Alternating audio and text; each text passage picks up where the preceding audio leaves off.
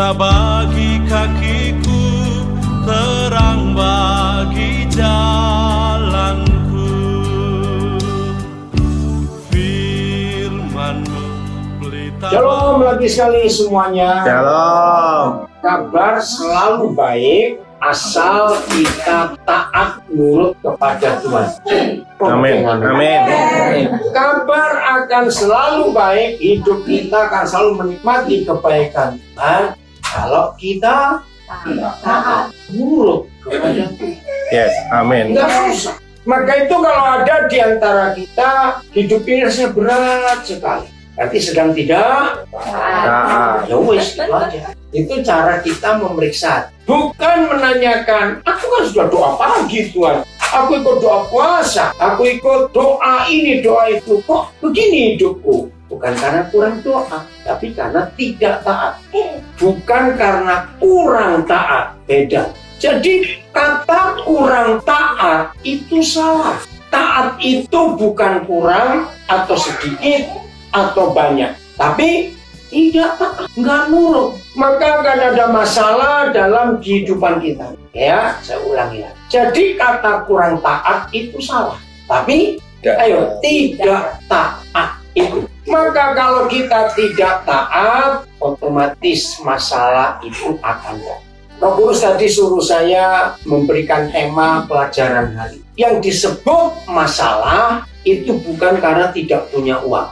Siapa yang percaya banyak orang tidak punya uang, hidupnya sukacita dan bahagia? Amin. Amin. Ada toh? Ya. Di Indonesia banyak kayak begitu. Nggak punya uang, berani punya anak lah. Itu keren sekali. Nggak amin. Dan bisa hidup lagi. Jelas nggak saudara? Maka itu masalah itu bukan karena nggak punya uang. Masalah bukan nggak punya rumah. Percaya banyak orang nggak punya rumah tapi tetap hidup. Amin. Jangan percaya. Amin. Saya Di Philadelphia ini sudah bertahun-tahun, tapi jangan tanya saya siapa orangnya. Kalau ada yang tahu, sudah 8 tahun terakhir saya ini bolak-balik ke Philadelphia. Ada seorang ibu dari Indonesia. Saya nginap di rumah salah seorang saudara di Philadelphia. Nah, akhirnya saya sudah kenal. Kalau saya nginap di situ, ibu ini datang, maaf jangan tersinggung. Dia pasti mandi. Nah, saya tanya pada yang punya rumah pertama kali. Loh, kenapa dia sering mandi di rumahmu ini? Yang punya rumah bilang, dia itu tinggal dengan orang yang nggak ada kamar mandinya. Di Philadelphia loh. Nah, minggu lalu waktu saya di sini, nah saya ini ketiduran. Nah, sebelah rumah yang saya tinggali itu lagi ketuk-ketuk bikin betul rumah siang itu, karena saya juga mau keluar, saya nggak tahu mau kemana, semuanya pada sibuk, saya di rumah. Nah, saya tuh dengar orang ini ketok-ketok. Tapi saya pikir tetangga, karena lagi kerja tok-tok itu kan nggak tahu. Nah, ternyata lama-lama kok ngetoknya lain ya, bukan sebelah ini. Terus saya ngelihat ke jendela, ya ampun, orang ini hampir 1 jam. Saya bilang, maaf saya nggak dengar. Ya nggak apa-apa, karena bapak kan tamu. Saya sudah tahu, dia langsung main. Bayangkan, sekian tahun di Philadelphia, dia tinggal di rumah orang, nggak ada kamar mandi, dia mandi ke rumah orang ini. Dan saya lihat dia bahagia itu. Nggak amin, Amin. jadi nggak usah jauh-jauh ke Indonesia. Di Philadelphia loh. Ayo, kira-kira suruh mikir apa? Kira-kira mikir apa? Belum dengar? Ya sekarang harus dengar, saya kasih tahu kok. Ingat, yang di rumah juga ada yang tanya siapa. Saya akan jawab kalau saudara mau minjemi kamar mandi. Ayo, berani nggak? Loh serius loh saya ngomong ini. Ya, jadi yang mau minjemi kamar mandi datang ke saya kasih tahu siapa orangnya. Dan dia ini di Philadelphia sudah 17 tahun. Really? Iya, iya saya tidak tahu. Nggak kencing pun, bukan urusan saya nggak tahu. Itu, saya sudah tidak tahu loh. Oke, kalau gitu, ini pertanyaan bagus. Kalau saya ketemu, saya tanya, kencingnya di mana? Saudara dengar. Jadi masalah itu bukan karena kita nggak punya uang, karena kita nggak punya rumah dan sebagainya. Tolong catat, yang di rumah juga belajar. Ternyata masalah itu kalau kita jadi orang paling goblok sedunia. Dalam hal apa gobloknya kita? Maaf ya saya ngomong kasar, tapi ini fakta. Yaitu orang-orang yang tidak mau melupakan masalah. Lalu itu masalah berat. Tiap kali ngomong dulu, seandainya pacarku nggak mati kecelakaan, aku sudah punya cucu sekarang. Waduh, seandainya papaku nggak bangkrut usahanya, aku nggak sesusah sekarang. Orang yang selalu ingat masa lalu, mau kaya raya sekaya apapun, yakinkan nggak akan bisa bahagia. Setuju?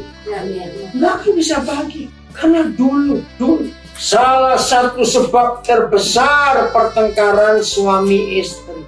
Kalau dua orang ini ngomong panjang, ngomong pendek dulu. Itu masalah. Betul tidak? Loh, saya tanya iya atau tidak? Ya. Nah, setan sangat tahu untuk membuat kita tidak bisa menjadi murid Tuhan Yesus yang benar, menjadi anak-anak Papa yang selalu nurut dan taat. Maka caranya ya cuma kita dibuat mundur ke belakang. Tuhan padahal ngajak kita berjalan maju atau berjalan mundur? Maju. Kalau jalan mundur namanya undur-undur. Nah, karena Tuhan itu maunya berjalan maju, tapi setan mengajak kita, saudara, mundur. Dan satu-satu cara membuat manusia mundur gak maju, ingat yang dulu. Coba renungkan. Ini fakta. Dalam psikologi, kalau saudara belajar psikologi, ini pun dibahas. Salah satu penyebab penyakit gara-gara orang nggak bisa tidur, gara-gara stres, asam lambung naik, tekanan darah nggak teratur, dan sebagainya, karena hidupnya berat. Beratnya bukan karena mikul, bukan berat, karena yang dulu itu. Karena serius ya, kira-kira benar nggak firman Tuhan ngajar kita seperti ini? Betul. Dulu. Nah, orang yang seperti ini kalau bicara paling banyak pakai kata seandainya. Betul nggak? Nah, maka itu kalau ada orang sering ngomong pakai seandainya, nah ini orang masa lalu. Karena dia ingat yang dulu nggak bisa eksis di hari ini. Saudara percaya orang kayak begini akan capek walaupun sedang nggak kerja? Jawab, iya atau tidak? Iya. Dia akan capek. Padahal nggak kerja, nggak angkat apa-apa. Terus orang-orang seperti ini pasti orang yang paling capek sedunia. Kenapa? Saudara, saya tanya kepada saudara. Peristiwa yang sebetulnya nggak berat terjadi di masa lalu.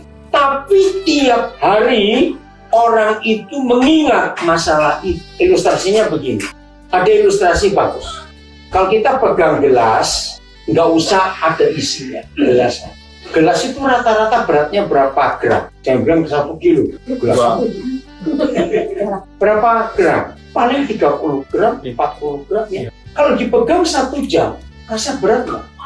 Enggak. Belum. Tapi kalau sudah berjam-jam dan berhari-hari nggak diturunkan, jadi berat nggak? Nah, seperti itu masa lalu. Saya ulangi lagi, kejadian itu ya sebetulnya ringan. Tapi dibawa terus setelah 7 tahun, jadi berat. Nah, itu kalau satu kejadian. Bukankah dalam hidup kita, coba renungkan, sehari bisa ada berapa masalah yang kita hadapi dalam hidup? Rata-rata. Jawab kira-kira sehari. Ada berapa? 2 atau 3? Bisa lebih, bisa lebih. Nah, masalah-masalah itu akan tetap ada. Mau ataupun tidak mau. Betul atau salah kalimat? Betul. Tetap akan. Nah, bayangkan, sudah sekian tahun saudara tinggal di Philadelphia, sudah sekian tahun kita hidup. Kalau yang dulu-dulu dikumpulin, bisa bayangkan, hidup jadi apa itu? Nggak gila jauh. Betul nggak? Nggak gila jauh. Nah, saya tanya ini, biasanya disebut yang dulu, ayo, biasanya disebut yang dulu, itu seringkali negatif atau positif? Negatif. Ayo yang lain jawab dong. Disebut yang dulu itu biasanya negatif atau positif? Jelas negatif. Nah, bayangkan saudara dalam hidup ini, satu peristiwa saja itu negatif dan itu susah dan saudara tidak mau melupakan, dan sehari bisa ada sekian kali masalah dan sudah sekian tahun dan itu selalu saudara hadirkan hari ini. Bagaimana mau menjadi murid Yesus yang menyenangkan Tuhan? Betul tidak? Murid loh, artinya orang sekolah. Ya, kalau saya lihat di sini Nggak ada sih yang nggak makan sekolahan, kita ini makan sekolah semua, bukan? Jangan tersinggung saya tanya. Oke. Nah, dulu waktu kita masih jadi murid, jadi mahasiswa, bisa belajar nggak? Kalau tiap kali masuk kuliah ingat mantan terus. Ayo, ini coba ngomong saja, jangan tersinggung. Ayo, bisa belajar nggak? Enggak. Melamun aja kerjaannya. Terus sering dilempari kapur oleh gurunya. Terus kamu ngapain? Ya karena melamun terus, ingat yang dulu.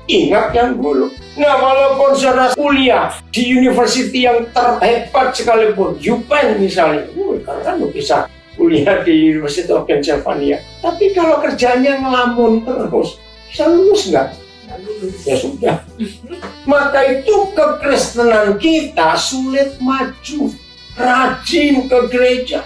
Tapi kenapa nggak pintar-pintar? Jawabannya Dulu. nah, karena otaknya isinya yang dulu. Seandainya, ini nggak pintar-pintar. Nah, kalau yang kita nggak akan pintar, sudah. Dan ini yang membuat Tuhan sedih. Kita lihat bukti dari 12 murid. Masih ingat? Saya nggak tanya namanya semua, saya pun nggak hafal 12, maaf. Tapi 3 saja yang paling nakal. Siapa itu 3 dari 12? Cepetan. Yudas, Petrus, Thomas. Betul? Dengarkan. Apakah Tuhan Yesus khotbahnya, pengajarannya beda antara yang 9, yang baik-baik urut dengan yang 3 ini? Khotbahnya Tuhan Yesus beda atau sama? Sama. Kosong. Yang benar. Betul? Lah kok bisa lain yang 3 ini? Betul nggak? Mereka 12 orang dengar khotbah yang sama, diajar oleh guru yang sama. Orang Surabaya masih ingat kata belear. Oh, berarti sudah lama, sudah lupa ini. Tahu kata belear itu sulit terjemahkan. Kata belear itu terbias-bias gitu ya. Loh, ini kemana 3 orang ini dengar yang sama? Jadi jawabannya, karena 3 orang ini masih terbawa masa lalu. Dalam hal apa? Lihat Petrus, kapan dia bisa maju? Karena ingatnya, wah nanti Yesus akan jadi raja. Dia tidak mengampuni pemerintah Romawi yang menjajah Israel. Selalu ingat kejengkelan pahit hati itu. Begitu pula Yudas. Yudas tidak bisa berdamai dengan masa lalunya, sehingga mata duitan, dia jadi pengkhianat. Nah, itulah Tuhan kita. Maka kalau kita hidup sungguh-sungguh dengan Tuhan, maka hidup kita akan luar biasa. Katakan amin. Yaitu tidak ingat masa lalu. Jadi jangan main-main dengan masa lalu. Oh, itu berbahaya sekali, membuat hidup kita nggak bisa maju. Ingat itu. Nah, jadi itu sekarang pilihan kita. Bagaimana kita bisa maju? Kita buka Filipi 3:13. Ayo kita lihat Filipi 3 ayat 13. Filipi 3 ayat 13. Oke, udah Filipi 3:13. Ayo kita baca sama-sama. 1, 2, 3. Saudara-saudara, aku sendiri tidak menganggap bahwa aku telah menangkap, tetapi inilah yang kulakukan. Ini yang kulakukan, yaitu aku melupakan apa yang telah di belakangku dan mengarahkan diri kepada apa yang di hadapanku. Jadi apa yang dilakukan? Melupakan apa yang telah di belakangku dan mengarahkan diri kepada apa yang di hadapanku. Saudara, belajarlah untuk hidup yang benar. Maka itu kita yang tidak bisa melupakan masa lalu. Itu orang paling celaka. Maaf, saya katakan kalimat pertama tadi, orang yang paling bodoh. Baik maupun tidak baik yang disebut masa lalu. Ya, ini pertanyaan penting. Baik atau tidak baik yang disebut masa lalu, bisa kita bawa balik ke sini tidak? Jawab dong, yang lain jangan diam. Tidak bisa. Salah, bukan tidak bisa. Nah, selama bukan cuma tidak mungkin. Nah ini loh, selama saudara berkata tidak bisa, tidak mungkin, berarti masih bisa, masih mungkin. Masalahnya nggak perlu, sebab untuk hari ini ada banyak hal lain lagi. Amin. Oh nggak amin. Amin. Sekarang sudah jam 7:30. Kalau dihitung sampai jam 12, masih ada 4,5 jam. Saya tanya, 3,5 jam ini bisa nggak terjadi macam-macam yang kita nggak tahu? Nah, Nah, bayangkan untuk hari ini yang kita jalani, sudah 21 jam sekian, sudah berapa banyak yang terjadi sejak jam 12 malam tadi malam. Dan ngapain kita bawa masa lalu ke sekarang? Lo ngerti nggak maksud saya? Jadi bukan tidak mungkin, bukan tidak bisa. Ngapain goblok? Lo ngerti nggak kalimat ini? Ngapain? Ayo kita nantikan yang 3,5 jam ini ada apa lagi? Betul nggak saudara? Saya ulangi lagi ya, semanis apa masalah, sepahit apa masalah, nggak bisa kita bawa balik ke sini. Karena setiap saat, catat, bukan setiap hari, bukan setiap jam, setiap saat bisa terjadi sesuatu nggak di? Ya sudah. Lebih baik kita menantikan yang belum terjadi daripada kita ngurus yang sudah lewat. Oh, enggak. Amin. Yang sudah lewat dia biar mau diapakan. Iya sudah, nggak bisa kita balik. Maaf, kalau ada di antara kita masih terkena tahun 2021 itu tahun yang mengerikan, khususnya bulan Juli dan Agustus waktu Corona Delta ini. Ya. Saya tuh sampai pagi itu bangun takut buka HP karena pasti dengar siapa lagi yang mati. Saya ini selama jadi manusia belum pernah saya setakut bulan Juli Agustus 2021. Apalagi saya punya teman begitu banyak. Minimal 1 hari dengan orang yang saya kenal itu meninggal. Itu ngeri loh saudara. Sampai malam kalau mau tidur, bilang Tuhan jangan ada kabar siapa lagi besok yang meninggal. Karena ngeri sekali. Memang menyedihkan. Tapi setelah terjadi mau bagaimana? Loh, betul enggak? Ya. Kita jalan saja dalam hidup ini. Maka ada istilah anak-anak muda, jangan, harus move on, toh. Terus jalan maju. Nah, kalau kita mau hidup seperti firman Tuhan ini, hidup itu menyenangkan, hidup itu luar biasa. Amin. Masih ingat saudara kita namanya Yusuf? Saya tanya di Kejadian, bukan Yusuf di sebelah. Masih ingat yang di Alkitab Kejadian itu loh? Ya. Masih ingat? Ya, ingat. Penderitaannya banyak atau sedikit? Banyak. Kira-kira kalau dia tidak move on, ingat kekejaman kakak-kakaknya yang buang dia ke sumur. Ayo, kira-kira kalau Yusuf ingat-ingat itu terus, kira-kira dia bisa merdeka nggak di Mesir? Nggak bisa. Karena penuh dengki, kepahitan, dendam. Awas nggak. Yusuf move on. Dia meninggalkan kepahitan. Ruben sadar. Dia berunding dengan adik-adiknya. Janganlah kita biarkan adik kita di sumur. Kita angkat yuk. Jual ke Mesir. Ingat, lihat dia ke Mesir bukan tur Israel. Ingat. Ya, dia dijual jadi budak.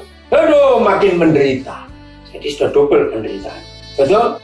Tidak. Karena yang sumur dilupakan. Jadi penderitaan baru. Lo ngerti nggak maksud saya? Oh iya. Nah, ya toh itu cara mikir. Nah, Tuhan beri kesempatan Yusuf enak sedih. Potifar sayang betul pada Yusuf. Karena Potifar melihat daku yang satu ini kok beda dengan yang lain-lain. Masih ingat ya? Ya. Lalu Potifar ngapain? Ngambil Yusuf tinggal serumah. Yang lain tinggal di barak.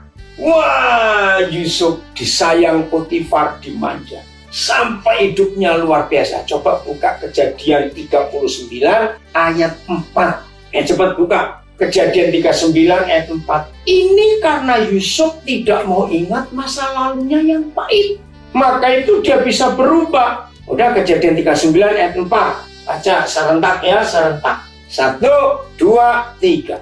Maka Yusuf mendapatkan kasih tuannya dan ia boleh melayani dia. Kepada Yusuf diberikan kuasa atas rumahnya dan segala miliknya serahkannya pada kuasa Yusuf. Hebat gak? Lo hebat gak? Budak lo.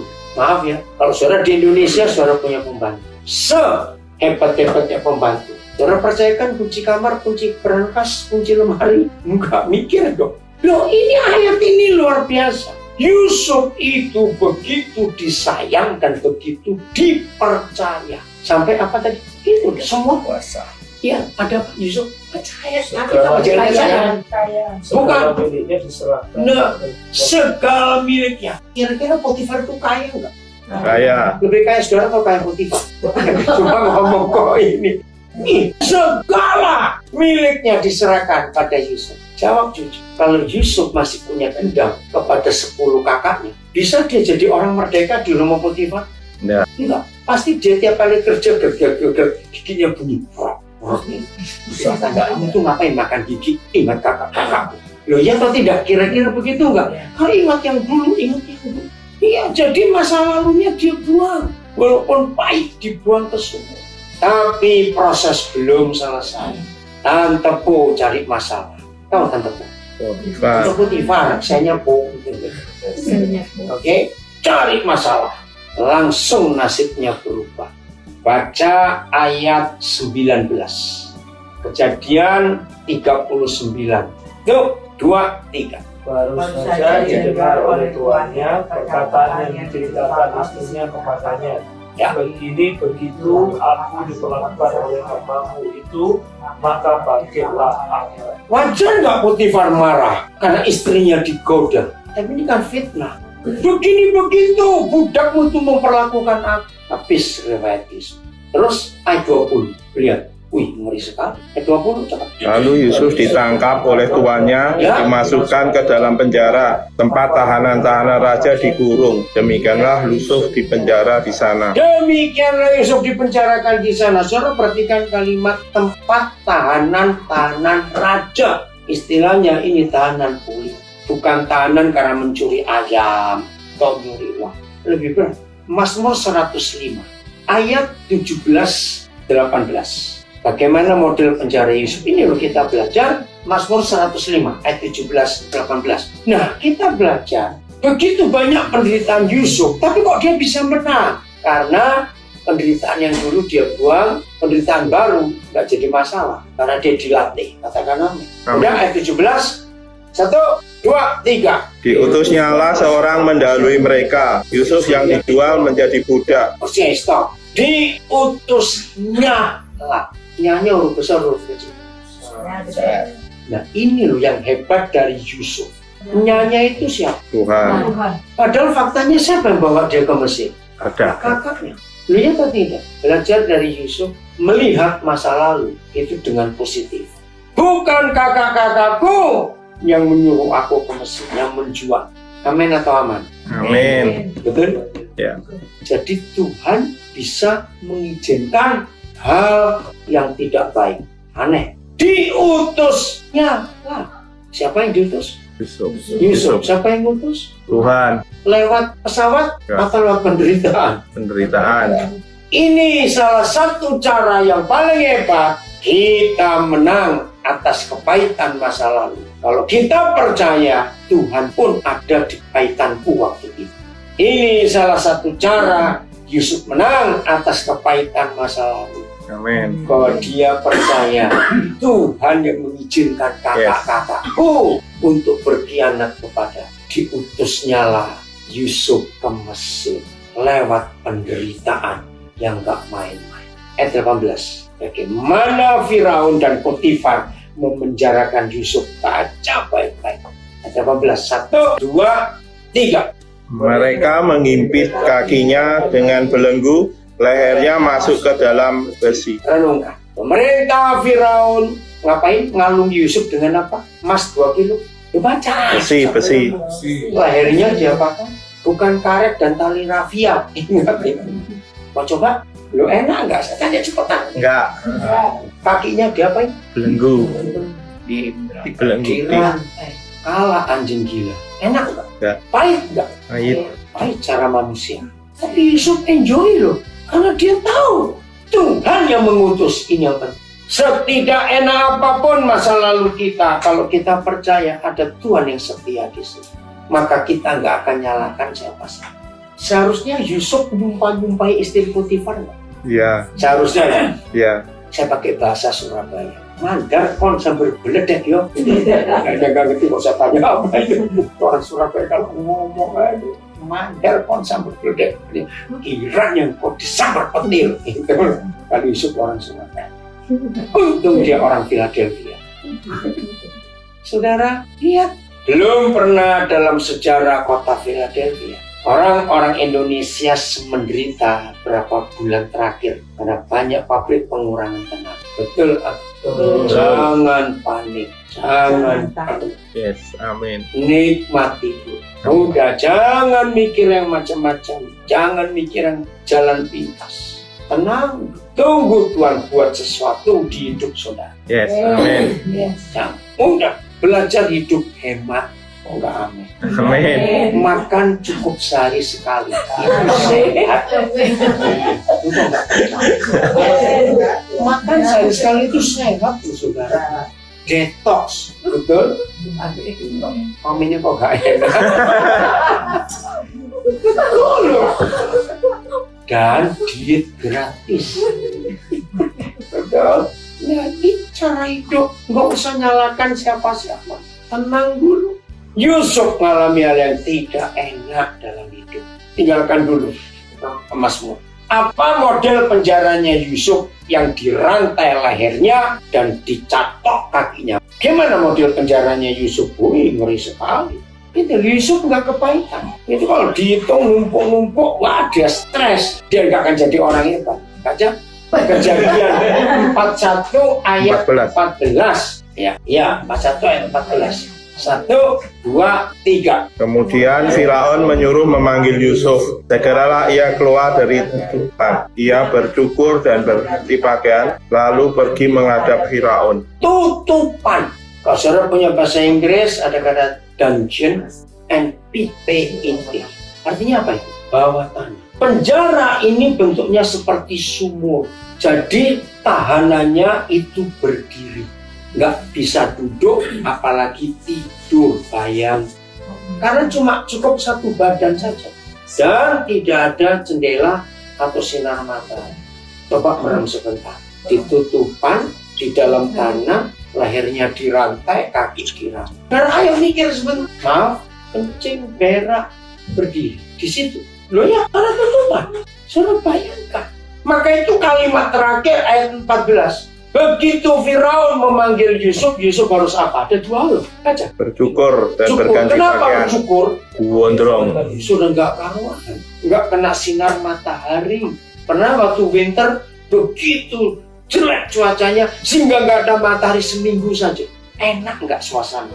Itu nggak tahu berapa tahun. Terus setelah cukur ngapain? Berganti pakaian. Kenapa ganti pakaian? Wow. Oh, nggak bisa. Harusnya Yusuf bagaimana? Marah. Apalagi cepetan.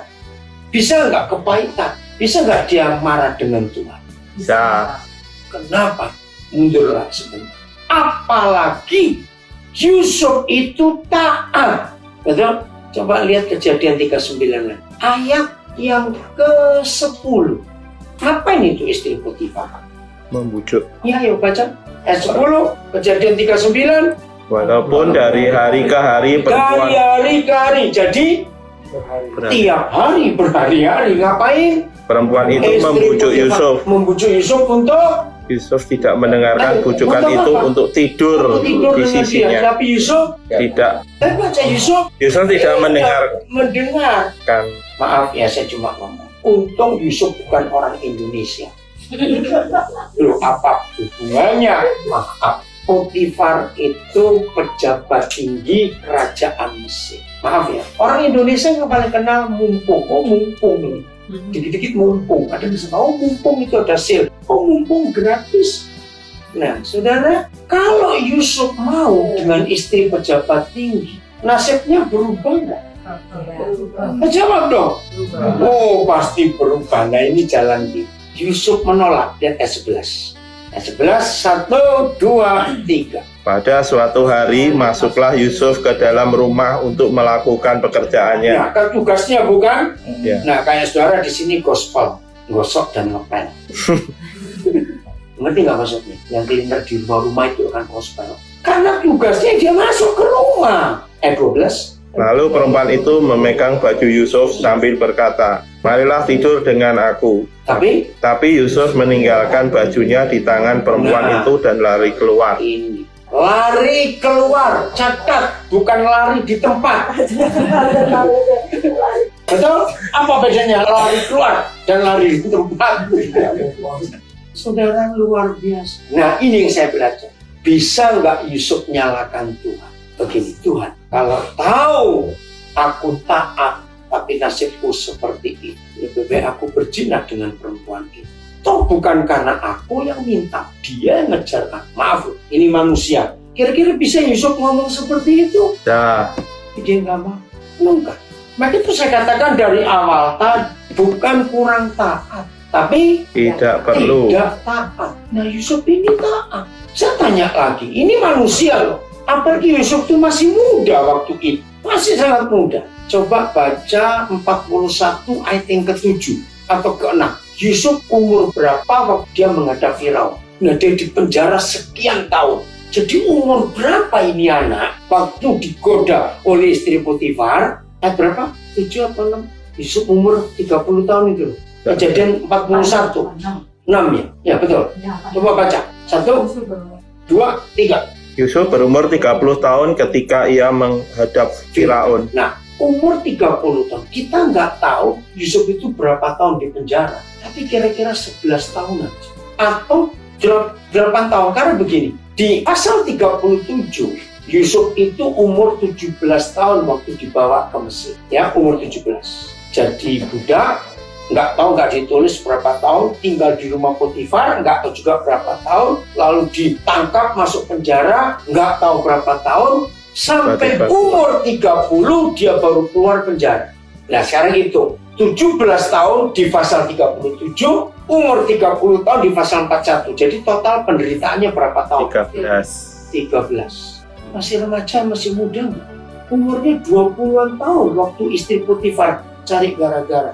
Itu yang saya mikir. Anak semuda itu bisa punya pikiran yang hebat untuk menantikan Tuhan, pertolongan Tuhan, cara Tuhan yang luar biasa. Lo cepat jawab. Hebat. Ini luar biasa. Saya nggak ngerti nggak maksud saya umur 20-an. Maaf loh, libidonya hebat sekali. Maaf saya ngomong. Tapi dia bisa taat. Dan dia nggak ngomel, dia nggak nyalakan Tuhan, dia nggak ngutuk istri Potifar. Begitu berat penderitaan. Nah ini yang kita mau belajar. Jadi kalau Yusuf tidak meninggalkan kepahitan karena fitnah kakak-kakaknya, lalu dia jadi penderitaannya luar biasa, dia nggak lupakan lagi, jadi numpuk nggak itu. Nah kalau numpuk, orang yang kepahitannya numpuk, maaf saya tanya, jadi jahat nggak orang? Jahat. Karena greget terus hidupnya. Yusuf bebas, dia merdeka, dia bahagia, nggak nyala. Istri Potifar cari masalah, dia difitnah. Kalau kita baca dengan teliti, Yusuf itu divonis seumur hidup tanpa diadili dan tidak punya hak untuk membela. Sadis nggak hukuman ini? Sadis. Jawab sadis. Sadis. Tapi Yusuf menerima dalam kondisi yang nggak enak. Mazmur 105 ayat 19. Ini hebatnya Yusuf. Maka itu semua kita yang hidup sekarang ini renungkan firman. Udah, kita nggak usah hadirkan kembali hal-hal yang dulu sudah lewat. Ayo kita hadap yang lain. Kurang 3 jam lagi. Ya, masih akan ada lagi. Oke, lihat ayat 19. 1, 2, 3. Mazmur 105 tadi. 1, 2, 3. Sampai saat firman-Nya sudah genap dan janji Tuhan membenarkannya. Firman-Nya sudah genap dan Janji Tuhan membenarkannya. Mazmur 105 ayat 19.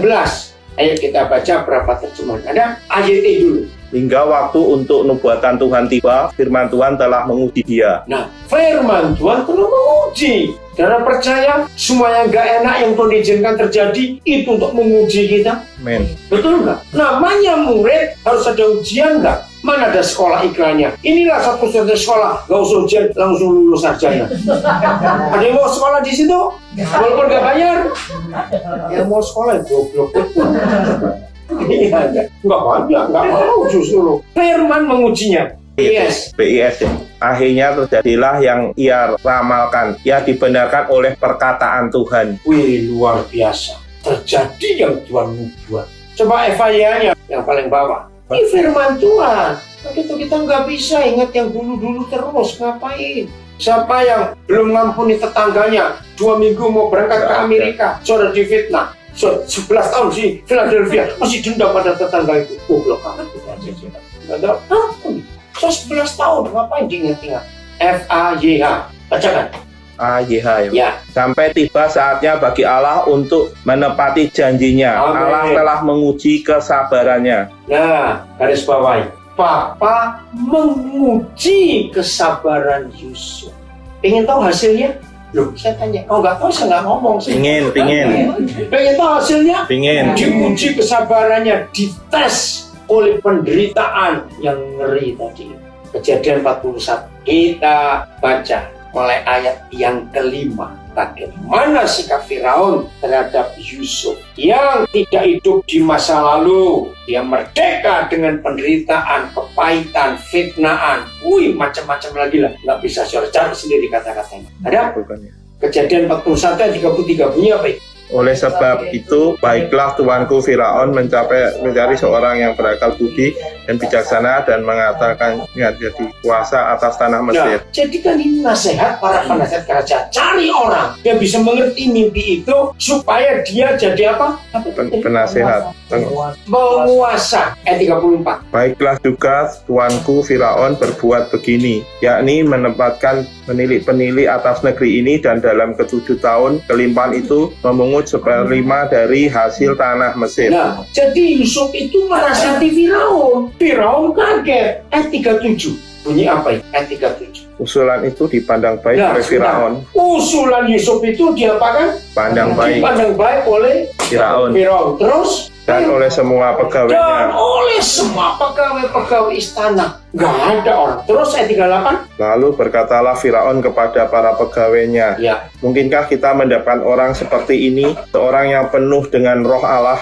Firaun memuji di depan semua pejabat Mesir. Mana kita bisa dapat orang sehebat ini? Orang yang penuh dengan roh Tuhan. Ayat 38. Ngapain Firaun? Lalu berkatalah Firaun baca dong. Ayo, 1, 2, 3. Lalu berkatalah Firaun kepada para pegawainya, mungkinkah kita mendapatkan orang seperti ini, seorang yang penuh dengan roh Allah? Terus? Kata Firaun kepada Yusuf, Kata Firaun pada Yusuf, ini loh dahsyat, ya. oleh karena Allah telah memberitahukan semuanya ini kepadamu, tidaklah ada orang yang demikian berakal budi dan bijaksana seperti engkau. Jadi satu-satunya orang di seluruh kerajaan Mesir cuma Yusuf yang berakal budi, yang punya hikmat luar biasa. 40. Engkaulah menjadi kuasa atas istanaku. Menjadi kuasa atas istanaku. 1, 2. Dan kepada mu seluruh rakyat akan taat. Hanya tahta inilah kelebihanku daripadamu. Dengarkan baik. Kita nggak tahu ya berapa jumlah penduduk Mesir waktu itu. Tapi kalau kita belajar sejarah Mesir zaman ini, Mesir itu kerajaan besar atau kerajaan kecil? Besar. Entah berapa jumlah penduduknya, pasti banyak. Karena mereka bisa membuat piramid, betul? Buat istana-istana yang megah itu berapa ribu, ratus ribu, nggak tahu. Yusuf mempunyai kuasa atas perkataanmu. Seluruh Mesir akan berubah kayak ini. Hebat. 41 terus. 1, 2, 3. Selanjutnya Firaun berkata kepada Yusuf, dengan ini aku melantik engkau menjadi kuasa atas seluruh tanah Mesir. Wow, maka itu saya tanya. Jadi kalau kita menikmati seizin Tuhan, hal-hal yang pahit, hal-hal yang nggak enak, fitnah, ditipu, disalahkan, dan macam-macam, tapi nggak ngomel, seperti Yusuf, hasilnya itu luar biasa. Amin. Amin. Amin. Maka itu jangan sibuk dengan ngurus masalah. Sudah lewat. Jangan tersinggung ya. Roh Kudus itu ngasih hikmat yang sederhana untuk melupakan masalah. Ya, ilustrasi. Jangan tersinggung. Siapa pernah dikentutin? Loh, saya tanya. Ya, benar. Oke, kalau nggak mau jawab, saya tanya balik. Siapa pernah ngentutin? Loh, ayo. Jawabannya apa? Nah, dua-duanya. Jadi kita pernah dikentutin, maaf ya, kita pun pernah Kentutin. Maaf, semuanya kentut. Paling lama kecium itu berapa menit? Kalau 5 menit itu kelewatan ya mikirlah. Loh betul nggak? Bisa tanya dia ketiga. Ya. Walaupun kita jengkelin orang kurang ajar, tapi kalau naik lift bareng ada jengkel, maaf.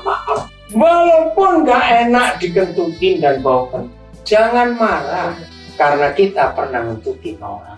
Ya ini nggak berani amen. Betul? Bukan itu masalah. Apa yang terjadi pada orang kalau kentut itu masalah? Kalau kentut itu sebuah persoalan di masa lalu, suami istri pernah saling nyakiti, itu saya anggap itu. Mungkin nggak ada orang bau kentut 10 tahun nggak hilang. Menjawab Enggak. nggak ada. Enggak. Bohong. Ada. Bahkan kentut 20 tahun lalu masih tercium sampai hari ini. Hidungnya rusak. Lu ngerti ilustrasi ini? Artinya peristiwa 20 tahun lalu sekarang masih ingat sampai hari ini. Ini maksud saya. Goblok. Goblok kan ya. Saudara, ayo bertobat. Bayangkan hidup ini jadi apa? Kalau kentut tahun 74, kentut tahun 81, kentut tahun 93, kentut tahun 2004 masih tercium sampai hari ini. Dikumpulin semua bau-baunya itu. Loh, nanti ilustrasi ini.